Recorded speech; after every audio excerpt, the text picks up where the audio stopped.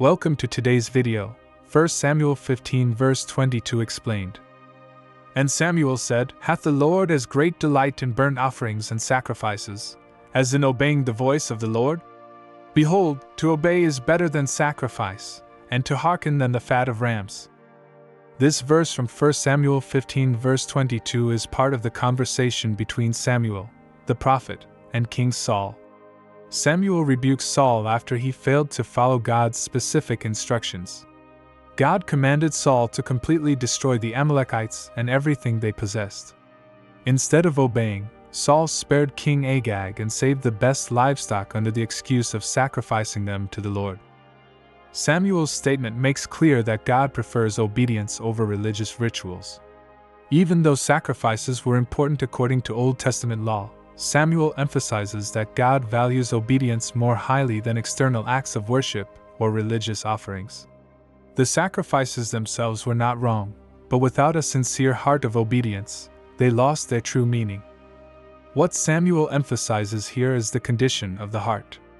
Rituals, offerings, or external appearances mean nothing to God if the heart is disobedient or rebellious. God desires followers who truly listen to Him, who are humble enough to follow His instructions, rather than those who merely try to impress Him with outward religious practices. This principle is still important for us today. Sometimes, as Christians, we can fall into the habit of trying to please God with outward religious acts or rituals, such as attending church, giving offerings, or serving others. While these things are good and necessary, they can never replace obedience from the heart.